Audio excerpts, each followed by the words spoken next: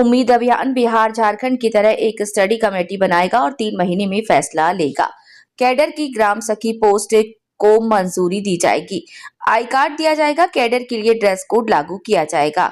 Accident insurance को मंजूरी दी गई। कैडर का मानदेय समय पर दिया जाएगा। CIF 1,50,000 को मंजूरी दी गई। अभियान में खाली जगह जल्द ही भरी जाएंगी।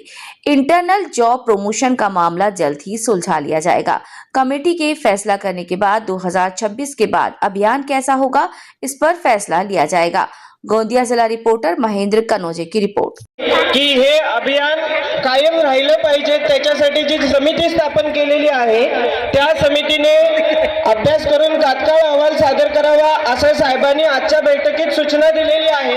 त्यामुळे त्या समितीचा अहवाल देखील आपल्याला पुढच्या 2 ते 3 महिन्यानंतर त्या कालावधीत मिळेल। दुसरी मागणी जी होती की गाव व प्रभाग स्तरावरील जे आपलं केडर आहे या केडरना ग्राम विकास विभागाचं केडर म्हणून ग्राम सखी म्हणून मान्यता मिळावी, तर ते देखील या ठिकाणी मंजूर झालेला आहे। याचा शासन निर्णय पुढील 2 दिवसात निघणार म्हणून साहेबांनी सांगितलेला आहे। त्याचबरोबर जसं आशा वर्करचा ड्रेस कोड ठरलेला आहे, अंगणवाडी सेविकांचा ड्रेस कोड ठरलेला आहे, त्याच पद्धतीने उमेद संघटनेने देखील ड्रेस कोड ठरवावा आणि त्याला मान्यता देणार म्हणून सांगितलेलं आहे। आपली पुढची मागणी जी होती की उमेद अभियानामध्ये कार्यरत सर्व कंत्राटी कर्मचारी म्हणून आपण जे काम करतोय त्या सर्वांनी म्हणजे त्यांच्यासाठी बिहार आणि झारखंड राज्याप्रमाणे जो काही निर्णय आहे त्याचा अभ्यास करून पुढील 2 ते 3 महिन्यात त्याचा निर्णय आपल्याला त्यांचा अभ्यास करून लागू करू असं देखील सांगितलेलं आहे। त्यामुळे आपली प्रमुख मागणी जी होती ती KRA फक्त वार्षिक वेतनवाढीसाठीच लागू राहील आणि त्याचा निर्णय देखील पुढच्या 2 महिन्यात अहवालानंतर सादर होईल। तसेच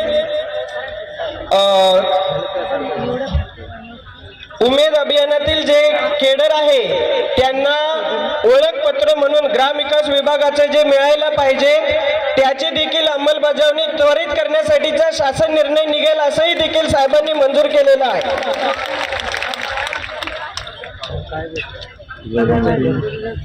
केंद्र शासनाचं जे नवीन HR मॅन्युअल आलेलं आहे त्याचा अभ्यास करून पुढील 2 महिन्यात त्याची अंमलबजावणी केली जाईल असं देखील या इतिवृत्तात लिहिलेलं आहे। अभियानातील आपल्या कर्मचाऱ्यांच्यासाठी जो अपघात विमा आहे तो लागू अगोदरच केलेला होता, त्याला देखील मंजुरी दिलेली आहे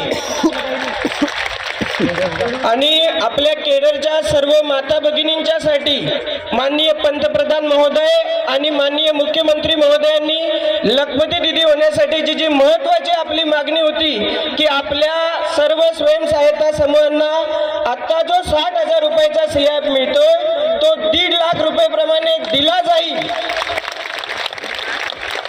फक्त त्याच्यासाठी पुढील आर्थिक वर्षात शासनाकडे निधीचा प्रस्ताव सादर केला जाईल आणि तो टप्प्याटप्प्याने सर्वांना वितरित केला जाईल। आपली ही या आंदोलनाची प्रमुख मागणी होती आणि ती देखील पूर्ण झालेली आहे। म्हणजे SHGतल्या खऱ्या अर्थाने ताई लखपती दिदी होण्यासाठी मोठी आर्थिक तरतूद जी काही आहे ती देखील यामध्ये मंजूर केलेली आहे। उमेद अभियानातील जे CSCचे आणि अभियानातील कंत्राटी बांधव या ठिकाणी काम करतात तर त्यांचं मानधन देखील विहित वेळेत व्हावं याच्यासाठीच्या सूचना देखील या इतिवृत्तात दिलेल्या आहेत। त्याचबरोबर आपले प्रभाग समन्वयक आणि सपोर्ट स्टाफ यांच्या रिक्त पदावरती ज्या काही विनंती बदल्या करायच्या होत्या त्या 150 जणांची यादी संघटना देईल आणि त्या बदल्या देखील रिक्त पदावरती त्यांची मंजुरी या इतिवृत्तात दिलेली आहे। हे त्या 150 जागावर तोपर्यंत CSC मधनं कर्मचारी भरले जाणार नाहीत हा ठोस निर्णय देखील या ठिकाणी साहेबांनी घेतलेला आहे। आणि उमेद अभियानातली जी आपल्या सर्व कंत्राटी बंधू भगिनींची इच्छा होती की आम्ही गेली 10-12 वर्ष काम करतोय आम्हाला देखील IGP लागू झाली पाहिजे.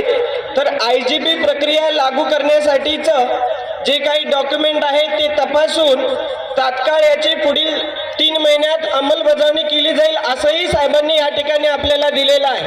मला वाटतं आपल्या ज्या प्रमुख मागण्यांपैकी फक्त एकच मागणी, जे उमेद अभियान कायम झालं पाहिजे असं आपण म्हणत होतो, त्याच्यासाठीचा देखील म्हणजे केडरचं 2026 नंतरचं जे मानधन आहे ते देखील शासनामार्फत लागू राहील असं देखील सांगितलेलं आहे.